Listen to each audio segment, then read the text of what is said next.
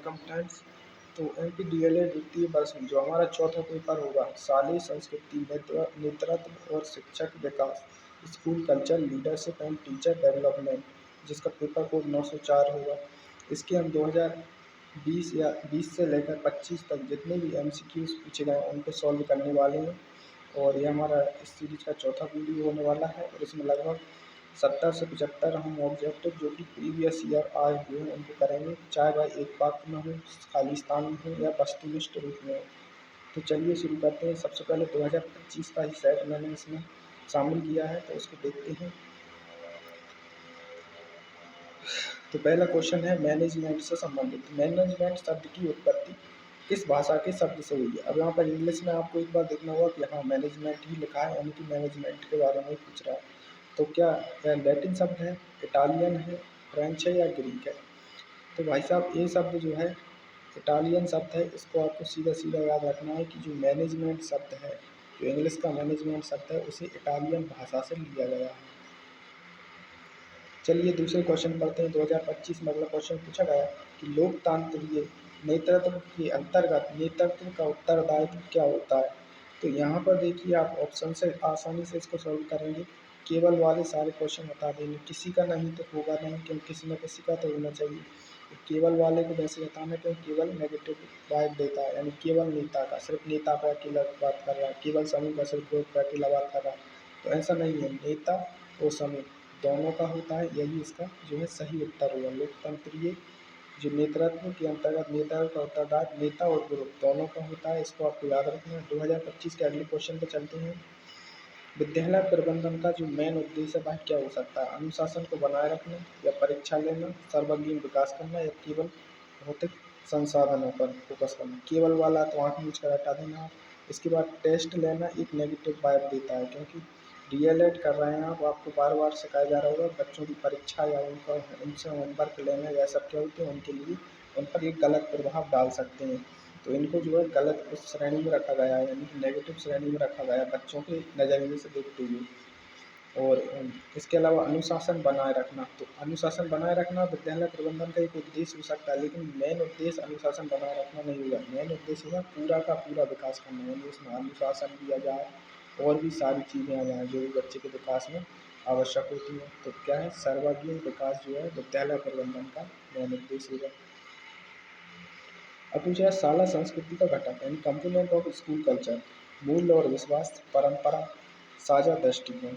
अब देखो केवल तो किसी में नहीं लगा, तो मूल्य और विश्वास, परंपरा और साझा दृष्टिकोण सभी के सभी इसमें सही आंसर हो सकते हैं। यही क्या है, शाला संस्कृति के कंपोनेंट हैं। नेतृत्व की आवश्यकता होती है उद्देश्यों की प्राप्ति हेतु, समन्वय स्थापित करने के लिए, मार्गदर्शन के लिए या फिर सभी के सभी। तो इसमें भी किसी में केवल नहीं लगा। और लीडरशिप की आवश्यकता उद्देश्य प्राप्ति के लिए तो है ही। यदि आपका कोई उद्देश्य है तभी तो आप उसको पूरा कर पाओगे, तभी तो नेतृत्व कर पाओगे। इसके अलावा समन्वय स्थापित करना, यानी कि एक अच्छा कोऑर्डिनेशन है, तो हाँ बिल्कुल इसमें भी होगा। मार्गदर्शन के लिए भी आपको एक लीडर चाहिए, बिल्कुल। तो सारे के सारे ऑप्शन इसके क्या सटीक और सही हैं। SMC का फुल फॉर्म पूछा, इसको याद रखना, ये इम्पोर्टेंट है। SMC यानी कि स्कूल मैनेजमेंट कमेटी। सीधा सीधा याद रखना, S for school, M for management और C for committee. Management school, school management committee, इसका जो है सही उत्तर है SMC यानी कि स्कूल मैनेजमेंट कमेटी। एक अच्छे शिक्षक के गुण आपसे पूछ रहा है। अब quality of a good teacher is, क्या वह धैर्यवान हो? बिल्कुल धैर्यवान तो होना ही पड़ेगा।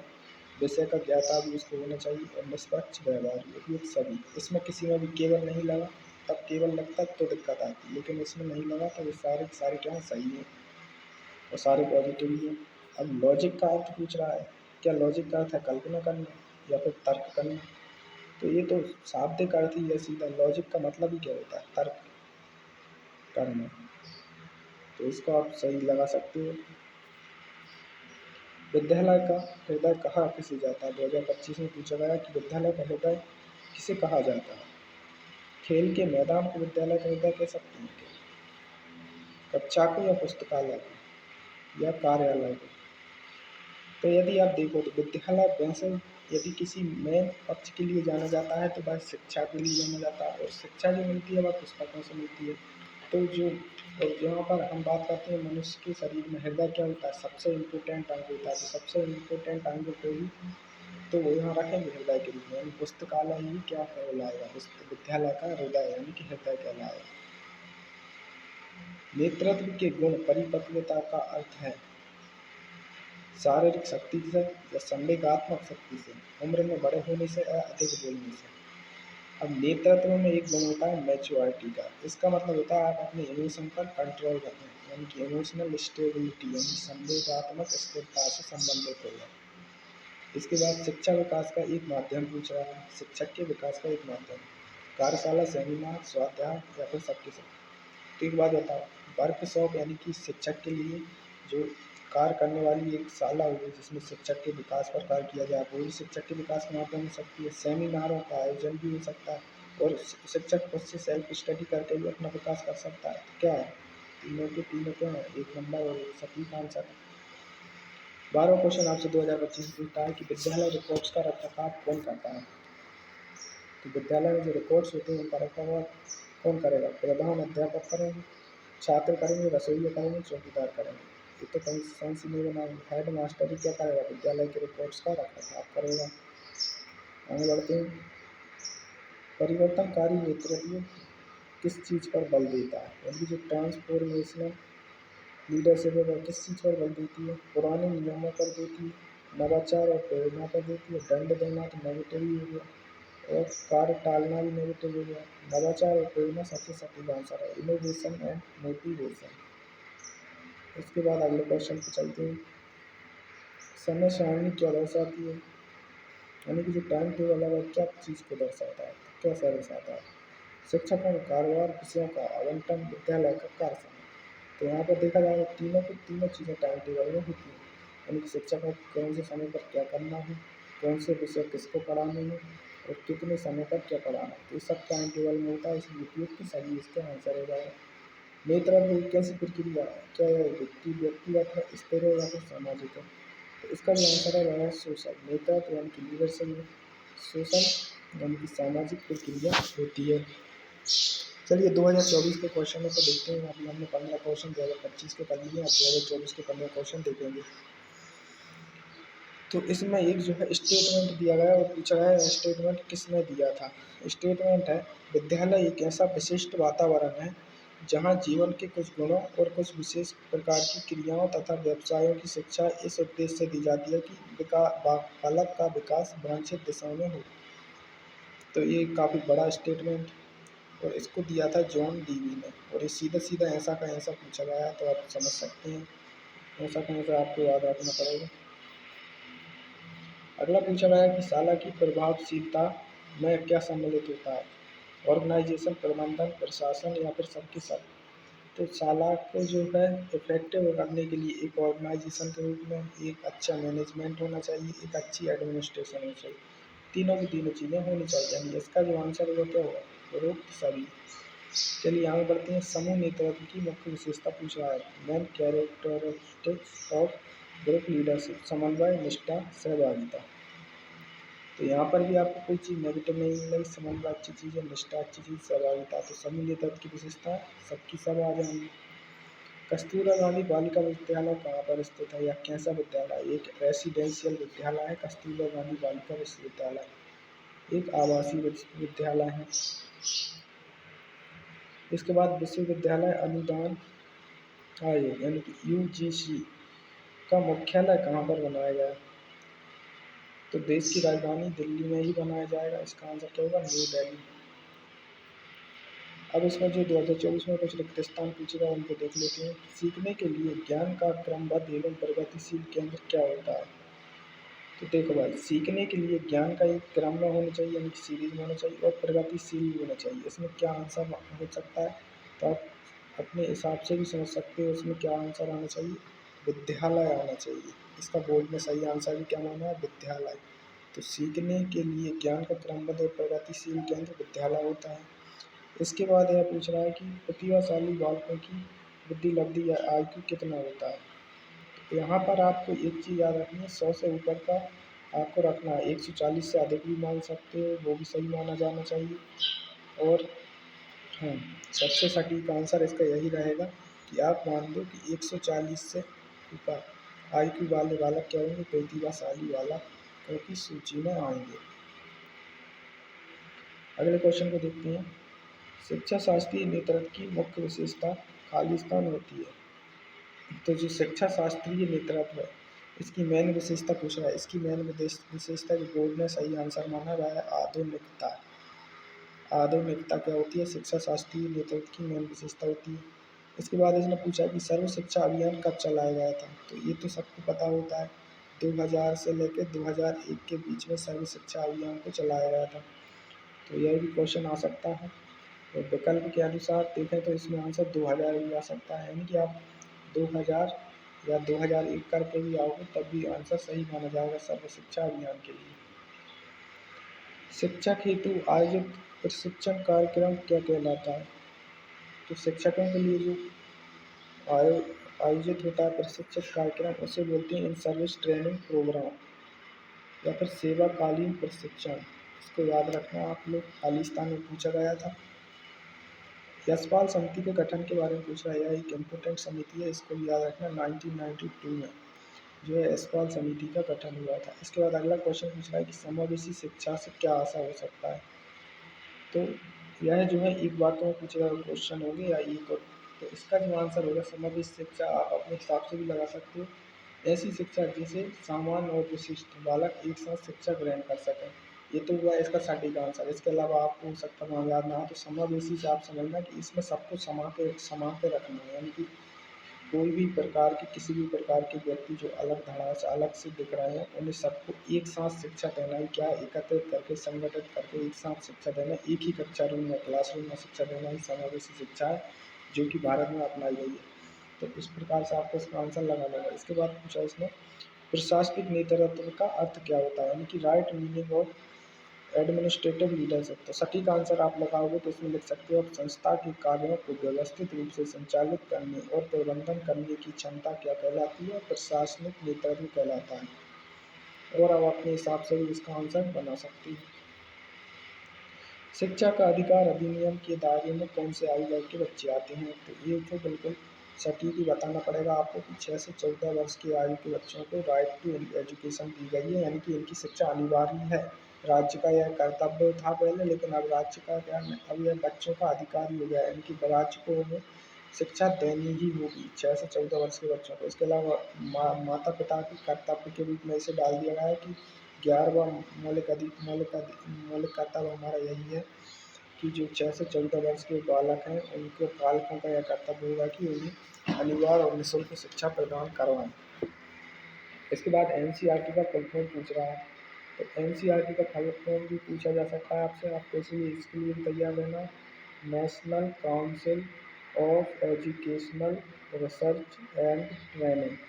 नेशनल एम को नेशनल, सी को काउंसिल ऑफ लगा दो बीच में, फिर Educational Research and Training. NCERT का फुल फॉर्म वैसे भी आपको याद रहना चाहिए, क्योंकि ये सब आपको बार बार सामने दिखता रहेगा आपके जीवन काल में। तो national Council of education and research and educational Research and training. और इसके अलावा पूछे कब इसकी स्थापना की गई, तो 1961 यानी कि 1961 में क्या किया गया, इसकी स्थापना की गई। अब 2023 के कुछ क्वेश्चंस को देखते हैं।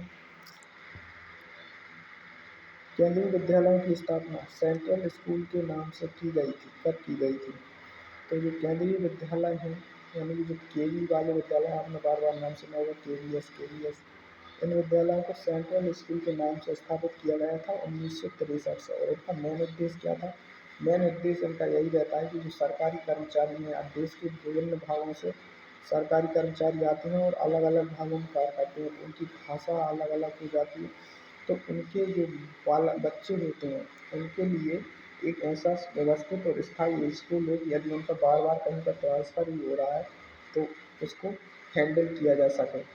इसके लिए केवी विद्यालय हर हर हर राज्यों में खोले गए, हर बड़े बड़े शहरों में खोले गए, ताकि जो सरकारी कर्मचारियों के बच्चे हैं उनकी शिक्षा ठीक तरीके से की जा सके। और आज के समय में केवी विद्यालयों का एक अलग ही लेवल पर और चलता है।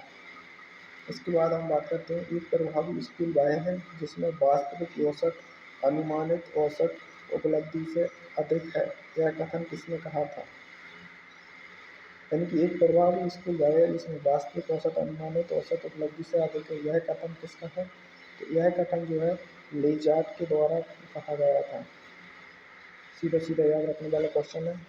चलो आगे बढ़ते हैं। सर्वेक्षण पृष्ठपोषण पद्धति के जनक किसे कहा जाता है? जो सर्वेक्षण पृष्ठपोषण पद्धति थी, इसके जनक के बारे में पूछ रहा है। Who is known as the father of survey feedback system? तो इसके जो फादर हैं सर्वे फीडबैक सिस्टम के, भाई जे.एस. रॉस को कहा जाता है। सीधा सीधा याद रखना आपको, जे.एस. रॉस को सर्वे फीडबैक सिस्टम के क्या कहा जाता है? जनक कहा जाता है। अगला पूछा गया कि सरकार ने सर्व शिक्षा अभियान को कब से मंजूरी दी थी? तो अब फिर से घूम फिर के वही क्वेश्चन आपके पास आए। 2000 से लेकर 2001 के बीच में सर्व शिक्षा अभियान को चलाया गया था। तो मंजूरी कब मिली होगी? 2000 में, और चलाया कब से गया? 2001 में। यानी आपको दोनों ही डेटें याद रखनी है। आगे बढ़ते हैं। विश्वविद्यालय शिक्षा आयोग के गठन के बारे में पूछ रहा है। तो ये मैं एक बार और भी रिपीट हो सका है, कोई से सब्जेक्ट में, मुझे याद नहीं आ रहा। 1948 में विश्वविद्यालय शिक्षा आयोग बना था। देखो यूनिवर्सिटी जो है सबसे टॉप पर होती है शिक्षा के मामले में, और 1947 में हमारी आज़ादी के बाद सबसे पहले यदि किसी चीज़ पर कार्य करना होगा शिक्षा के क्षेत्र में, तो भाई यूनिवर्सिटी पर ही करना होगा। तो 1948 में ही क्या बना दिया गया था? विश्वविद्यालय शिक्षा आयोग का गठन कर दिया गया था। अब कुछ खालिस्तान जो कि 2023 में आए। हरग्रीव्स ने विद्यालय संस्कृति के कितने प्रकार बताएं? एक फिर से घूम फिर के क्वेश्चन आया, तो इसमें जो आंसर आएगा वह 4 आएगा। 4 प्रकार बताएं हरग्रीव्स ने विद्यालय की संस्कृति के। भारतीय संविधान में खालिस्तान में समान कार्य के लिए समान वेतन की बात की गई। यहाँ पर आपसे पूछ रहा है वो आर्टिकल कौन से में समान कार्य के लिए समान वेतन की बात की गई है? तो यह डीपीएस में नीति निर्देशक तत्वों में कहा गया है। और कौन से आर्टिकल में कहा गया है? तो अनुच्छेद 39 में कहा गया है, यानी कि 39। और वैसे आप इसमें लगा सकते हो डीपीएसपी, यानी कि जो डीपीएसपी का जो आर्टिकल 39 है, यानी संविधान के आर्टिकल 39 में कहा गया है कि समान कार्य के लिए स्त्री पुरुष को समान वेतन ही दिया जाएगा। भले ही वह कार्य यदि कोई स्त्री महिला कर रही है तब भी, यदि जैसे किसी कार्य के 500 रुपये मिलते हैं पर डे के, तो यदि पुरुष करता है तो उसे भी 500 रुपये दिए जाएंगे, और यदि वह कार्य महिला करती है तो उसे भी 500 रुपये ही दिए जाएंगे। यानी कि महिला पुरुष के आधार पर कार्य में वेतन में कोई भी असमानता नहीं रखी जाएगी, ऐसा कहा गया था। मेरे विकल्प में स्पष्टता ना होने पर यह अनुच्छेद 39 कहा के अंतर्गत आता है। इतना गहराई से भी नहीं पूछेगा, आप आर्टिकल 39 अकेला लगाओगे तब भी आपका सही माना जाएगा। चलिए आगे बढ़ते हैं। प्रधान अध्यापक विद्यालय के आंतरिक एवं बाह्य प्रशासन के मध्य एक कड़ी है। यह कथन किसने कहा था? तो जो यह कथन है वह एस.एन. मुखर्जी द्वारा कहा गया था कि जो प्रधान अध्यापक होते हैं विद्यालय के आंतरिक एवं बाह्य प्रशासन के मध्य एक कड़ी के रूप में कार्य करते हैं। कस्तूरबा गांधी बालिका विश्वविद्यालय योजना की शुरुआत केंद्र सरकार ने कौन से वर्ष में की थी? तो इसका आंसर है 2004। कस्तूरबा गांधी जो विश्वविद्यालय होते हैं वह कैसे होते हैं? आवासीय विश्वविद्यालय होते हैं। केंद्र सरकार ने इन्हें 2004 से शुरू किया था। डेलर्स कमीशन ने शिक्षा के कितने स्तंभ बताए हैं? तो डेलर्स कमीशन भी बार बार आती है। 4 प्रकार के शिक्षा के इन्होंने स्तंभ बताए हैं, याद रखना है आपको। इसके बाद शिक्षा का अधिकार कानून आरटीई संसद में कब पारित किया गया था? तो जो एक बात में उत्तर में आया हुआ सीधी डेट आपको लिखनी होगी। आप 2009 भी लिख के आते तब भी सही होता, और यदि आपको पूरा याद है तो आप लिख के आओ 4 अगस्त 2009 को जो है राइट टू एजुकेशन संसद में पारित की गई थी। राइट टू एजुकेशन जो कानून था वह 2009 में पारित किया गया था। और फिक्स डेट याद रखना है तो 4 अगस्त 2009 को भी याद रख सकते हो आप। शिक्षा के लिए हमें पूर्व प्राप्त अनुभव का प्रयोग करके अपने कार्य को करने के लिए करना चाहिए, कथन किसने कहा था? तो यह कथन भी जॉन डेवी द्वारा ही कहा गया है। इनके कथन पूछता रहता है बार बार रिपीट करते हुए। केंद्र सरकार द्वारा मिड डे मील योजना कब शुरू की गई? तो मिड डे मील योजना के बारे में पूछ रहा है, कब शुरू की गई थी?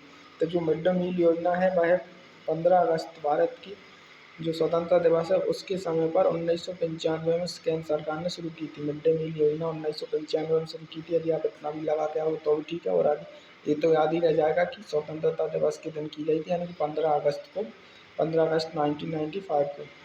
राष्ट्रीय शैक्षिक अनुसंधान एवं प्रशिक्षण परिषद यानी कि जो एनसीईआरटी है, इसका गठन कब किया गया था? तो ये देखो, मैं आपको 2-3 बार से बताता आया हूँ। 1961 में जो है एनसीईआरटी का गठन हुआ था।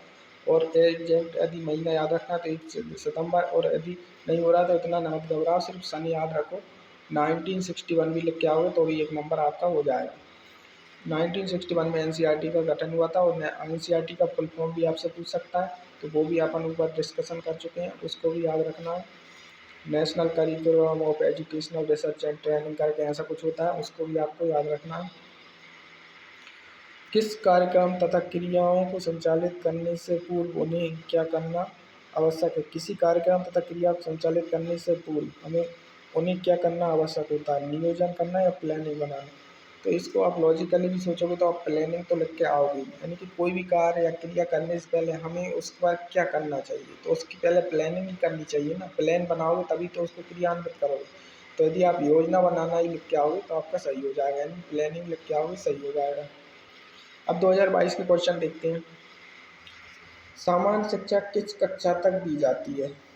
अब पूछा है आपसे, जो जनरल एजुकेशन है वह किस कक्षा तक की होती है? तो जो सरकार ने मानी है जनरल एजुकेशन, 1 से लेकर 8 तक की आपके पास एजुकेशन है तो उसे नॉर्मल एजुकेशन में रखा गया है। इसको आपको याद रखना होगा। इसके बाद फिर हायर सेकेंडरी हो जाती हैं आगे कक्षाओं की। मानक का अर्थ पूछ रहा है, यानी कि मीनिंग ऑफ नॉर्म्स। मापदंड है, मापनी है या सूची है? तो मानक का मतलब क्या हो सकता है? एक प्रकार का स्टैंडर्ड यानी मेजर करने का मापदंड भी हो सकता है, स्केल भी मानक हो सकता है, लिस्ट को भी मानक कहा जा सकता है, यानी कि इसमें जो है सभी आ जाएंगे आंसर।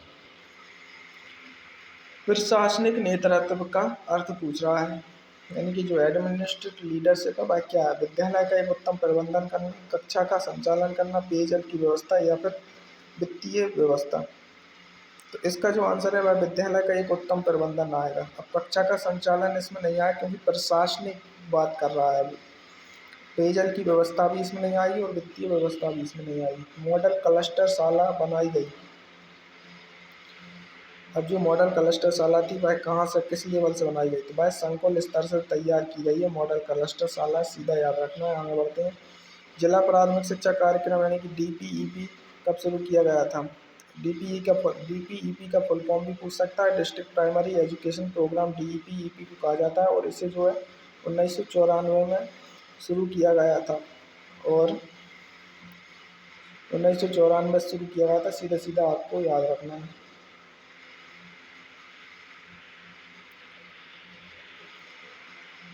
अब अगले फिल इन द ब्लैंक्स आ रहा है। आंगनबाड़ी में खाली स्थान आयु वर्ग के बच्चे दर्ज होते हैं।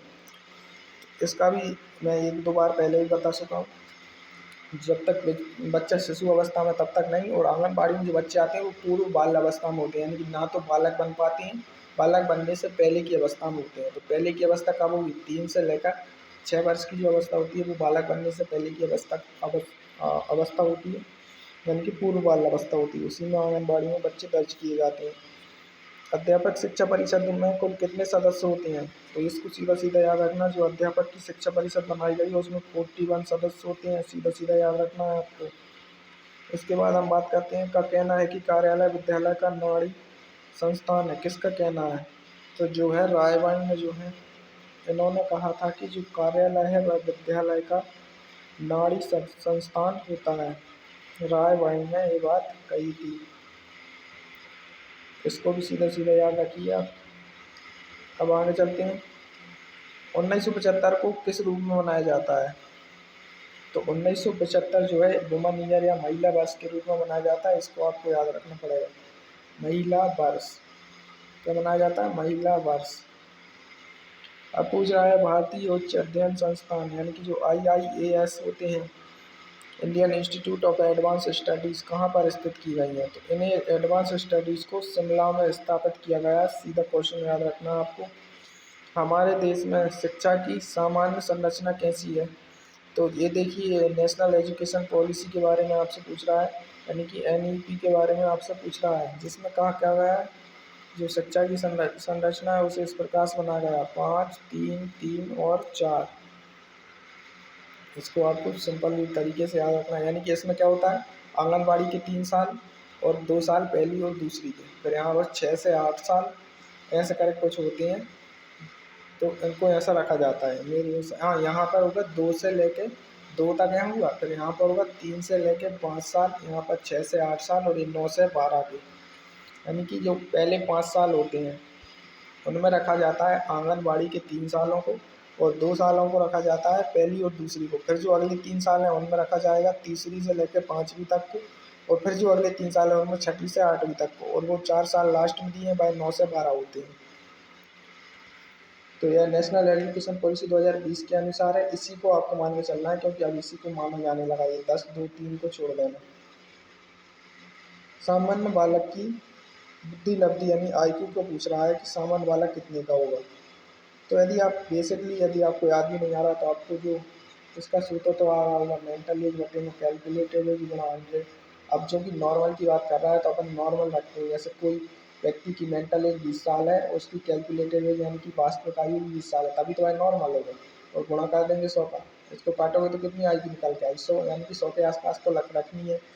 लेकिन क्या है, हर चीज़ सटीक नहीं हो पाती, यानी कि हर व्यक्ति 100 पर नहीं जाएगा, थोड़ा बहुत कम भी हो सकता है, फिर भी उसे नॉर्मल माना जाएगा। तो यहाँ पर थोड़ा कम कर देंगे 10 यानी 90। और ऐसा भी नहीं कि वही की भी बात सटीक तो होगा नहीं, 100 थोड़ा बहुत ज़्यादा भी होगा फिर भी नॉर्मल मानेंगे, तो उसको थोड़ा आगे बढ़ा देंगे, तो क्या कर देंगे 110। तो जो नॉर्मल व्यक्ति की आयु होगी वो कितनी होगी, 90 से लेकर 110 होगी। विद्यालय प्रभावशीलता से क्या आशा होता है। विद्यालय द्वारा अपने निर्धारित लक्ष्यों और छात्र उपलब्धि को सफलतापूर्वक प्राप्त करना क्या होता है, विद्यालय प्रभावशीलता से आशा होता है। किसी देश किस देश में सर्वप्रथम मुक्त विश्वविद्यालय यानी कि जो ओपन यूनिवर्सिटी है वह किस देश से शुरू की गई थी। तो जो ओपन यूनिवर्सिटी हैं इन्हें सबसे पहले इंग्लैंड में शुरू किया गया था, यानी कि यूनाइटेड किंगडम में। ये क्वेश्चन सीधा सीधा पूछ सकता है आपसे, जो ओपन यूनिवर्सिटी का कंसेप्ट है भाई कहाँ कौन से देश से आया है। तो जो ओपन यूनिवर्सिटी का कंसेप्ट है भाई इंग्लैंड जैसे देश से आया है, यूनाइटेड किंगडम से आया है। माध्यमिक शिक्षा आयोग की नियुक्ति किसकी अध्यक्षता में की गई। जो माध्यमिक शिक्षा आयोग है उसे किसकी अध्यक्षता में बनाया गया था, तो मुदलियार की अध्यक्षता में बनाया गया था। बार बार आ रहे हैं डॉक्टर लक्ष्मण स्वामी मुदलियार, इनकी अध्यक्षता में ही क्या बनाया गया था, माध्यमिक शिक्षा आयोग बनाया गया। अब 2021 के कुछ क्वेश्चन को देख लेते हैं। क्वेश्चन है कि ऑपरेशन ब्लैक बोर्ड योजना कब शुरू किया गया था। यह एक इम्पोर्टेंट योजना थी, 1946 में ऑपरेशन ब्लैक बोर्ड योजना को शुरू किया गया था। एक आदर्श शिक्षक का गुण पूछ रहा है, सहनशील होगा, सामाजिक होगा और व्यावसायिक दक्षता उसमें होगी। प्रोफेशनल, जो उसकी जो प्रोफेशनल एबिलिटी है, एफिशिएंसी, वाइब, यानी कि सारे के सारे क्या है इसके सही है, ऑल आएगा इसका आंसर। इसके बाद इसने पूछा कि सर सर्वेक्षण पृष्ठपोषण पद्धति के जनक के बारे में पूछ लिया। तो सर्वेक्षण पृष्ठपोषण पद्धति के जनक कौन है, यह है गैज। सर्वेक्षण पृष्ठपोषण समिति के जो है गैज जो है जनक है, इसको भी सीधा याद रखना है आपको। मिड डे मील योजना का प्रारंभ पूछ लिया, बार बार पूछा, 15 अगस्त 1995। डेट भी याद रखना, स्वतंत्रता दिवस के दिन से, क्योंकि ये सिंपल है, याद तो रहेगी 15 अगस्त 1995, और ज़्यादा सटीक आंसर दे पाओगे आप। ठीक है, आगे बढ़ते हैं। भारत में पंचवर्षीय योजना की शुरुआत करती है। तो भारत में पंचवर्षीय योजना 1951 शुरू कर दी गई थी, 1951 से। और पंचवर्षीय योजना हर 5 साल में चलती है, तो 51 से 5 जोड़ोगे तो ये 56 तक पहली चली होगी, फिर ऐसे करके आगे बढ़ती रही होगी। तो पंचवर्षीय योजना की शुरुआत कब मानी गई है, 1951 मानी गई है। यदि आपको ऑप्शन में 1951 नहीं मिलता है और 1950 मिलता है तो 50 भी लगा सकते हो, वैसे 51 को ही सटीक माना जाता है। ठीक है, अब इसमें कोई रिक्त स्थान आया, जैसे जिला प्राथमिक शिक्षा कार्यक्रम, यानी कि भाई मैंने बोला है DPEP का प्रारंभ किसके। आपको यहाँ से ये भी याद रखना है, एक बार यह क्वेश्चन भी पूछा गया था कि DPEP का फुल फॉर्म क्या होता है, तो डिस्ट्रिक्ट प्राइमरी एजुकेशन प्रोग्राम। और इसे लगाया कब गया था, तो 1994 से।